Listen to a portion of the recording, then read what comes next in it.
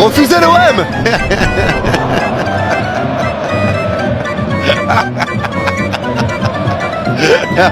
Bah alors, on est nuls.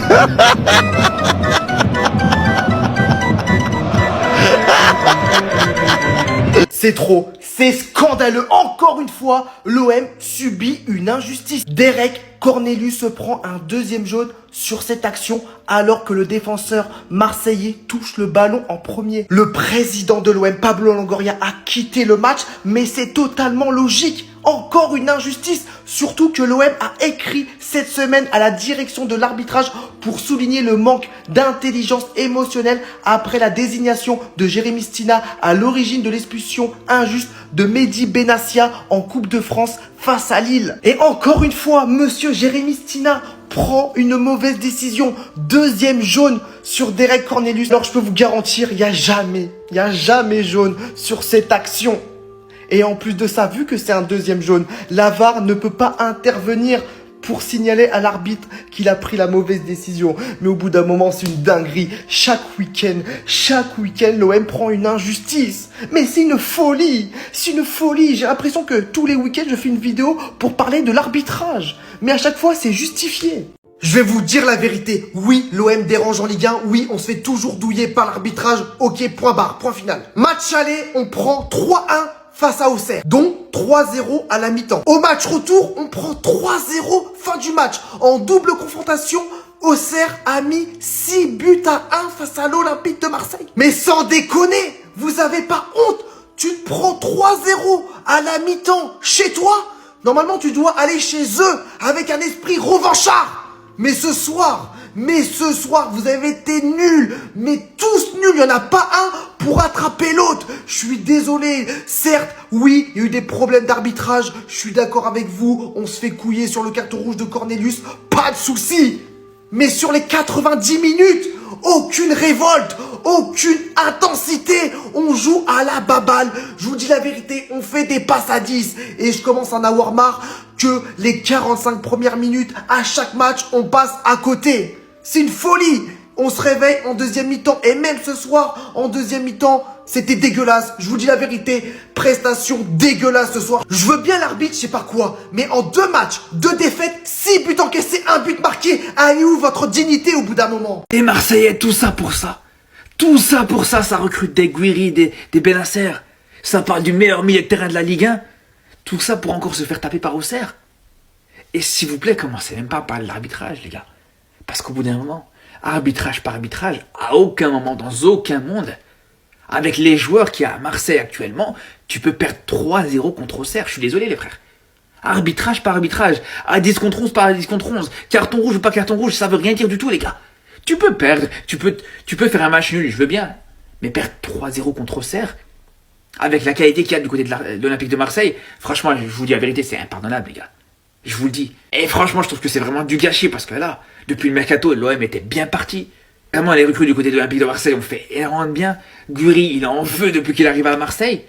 Tout ça pour, encore une fois, se faire encore taper par Auxerre.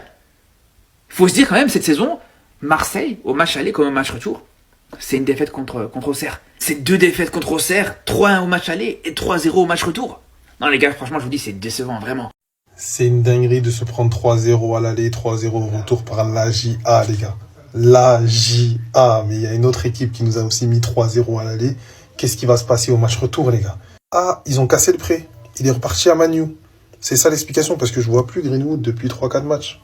Je le trouve plus sur le terrain, je sais plus où il est. En fait, il est reparti à Manu, les gars. Apparemment, ils ont cassé le prêt et il est retourné à Manchester United. D'où l'explication. Non, mais plus sérieusement, je sais pas. Il prend pas ses responsabilités. Il joue, il est effacé. On dirait qu'il se cache. Je ne comprends pas les dernières prestations de Greenwood. Au milieu de terrain, beaucoup trop d'erreurs techniques. J'ai pas compris aujourd'hui que ce soit Benasser, que ce soit Rabiot, que ce soit Højbjerg. Je sais pas. Techniquement, les contrôles, les passes, c'est quoi? C'est le terrain, c'est les conditions, je comprends pas. C'est le bloc bas qui les a perturbés. Techniquement, c'était horrible. Les gars, dites-moi dans quel monde c'est possible de défendre comme ça. Dites-moi dans quel monde c'est possible de laisser tout cet espace-là.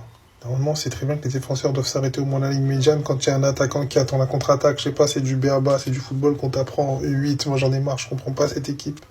Murillo et Kondogbia. Kondogbia, tu n'es pas à ton coup d'essai. Je me rappelle au match aller, je sais plus c'était contre quelle équipe. Il y avait eu un 1-2 en profondeur au Vélodrome. Tu t'es fait avoir encore comme un bleu. Encore une fois, tu te fais avoir comme ça. Bref, heureusement que Monaco a perdu. Du coup, on garde un certain matelas.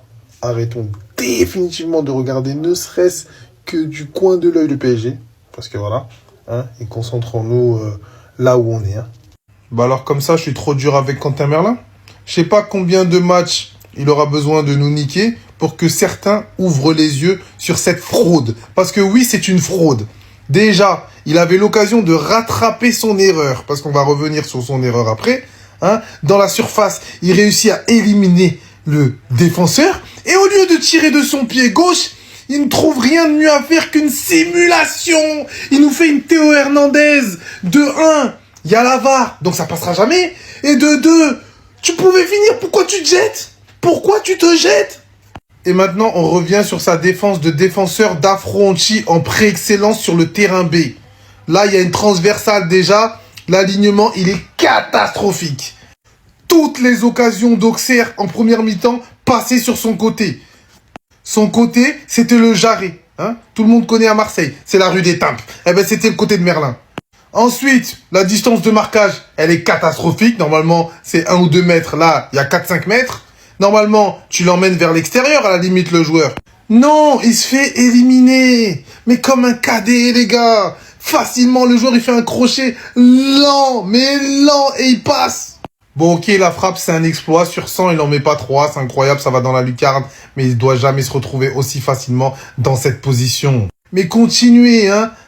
Quand le Dedic avait fait une erreur alors qu'on menait 5-0, ça lui est tombé dessus comme l'arc-foudre. Il sait pas défendre, il sait pas défendre. Mais ce mec-là, il sait pas défendre non plus. Et même en attaque, il apporte rien depuis très longtemps. Mais continuez à défendre. Continuez. Longoria, mais pourquoi il a dit ça? Oh non! Ça drop direct. Bon, je pense que c'est terminé, hein. Il va prendre une amende super salée et une suspension qui va durer jusqu'à la fin des temps. C'est de la corruption sur le match face à Auxerre. Faut savoir que l'OM s'est fait taper 3-0. L'arbitrage laissait vraiment à désirer sur ce match, notamment le carton rouge qui a été concédé par Cornelius. Franchement, ça se discute. Ça vaut pas jaune. Il va jouer le ballon. Malheureusement, il tamponne Sinayoko d'ailleurs, si je dis pas de bêtises. Et ça a conditionné forcément la suite de la rencontre parce que l'OM a joué à 10 contre 11 injustement. Ça se discute encore une fois, hein. Je sais pas, moi j'ai pas envie de prendre parti. Mais jusqu'à aller dire que c'est de la corruption. Pablo. Pablo, franchement, là, tu vas difficilement te sortir de la merde. Là. Et la LFP, ils vont convoquer tout un comité. Tu vas devoir répondre à tes déclarations, forcément, parce que c'est quelque chose qui va faire du bruit, qui va faire couler énormément d'encre dans les jours et les heures à venir. Les journaux ne vont faire que parler de ça, tu vas faire la une. Mais franchement, c'est de la corruption. De la corruption. Là, on a atteint un niveau, là, franchement, on peut plus rien faire. Restez sobre, abonnez-vous, les gars, on s'attrape. Longoria partie 2. Les gars, excusez-moi, il a complètement pété un câble. C'est un championnat de bim 25. Si l'OM a une proposition pour la Super League, on part tout de suite. Tout est organisé depuis le jaune de Balergie à Angers. C'est de la vraie corruption. Alors lui, il est en roue libre totale. Il en a plus rien à foutre. C'est plus son problème. Il y va, mais il y va pas de main morte. De la bouche d'un président de club de Ligue 1.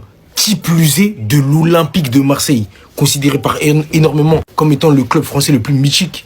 Parce qu'ils ont gagné la Ligue des Champions.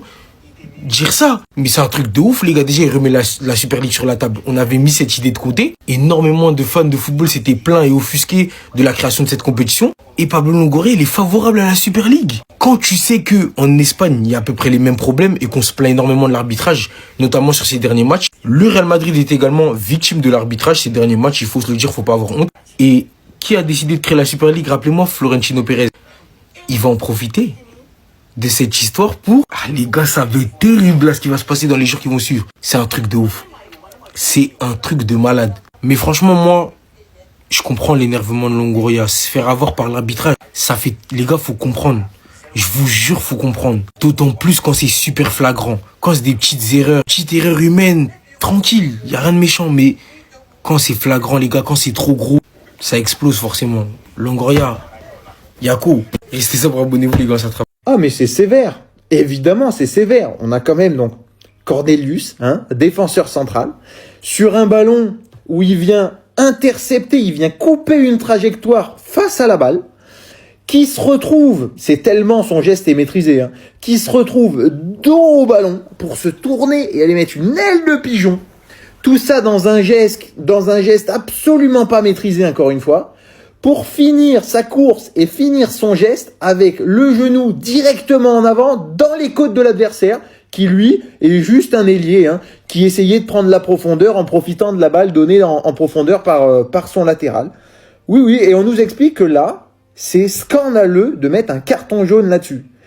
C'est normal de mettre un carton jaune là-dessus. À un moment, quand tu as une intervention qui est aussi peu maîtrisée, c'est la normalité. En fait, tu peux pas à un moment, encore une fois, être un défenseur central. Tu es face au jeu, un ballon qui vient face à toi, tu veux l'intercepter, couper la trajectoire, te retourner, taper une aile de pigeon n'importe comment et éclater ton attaquant.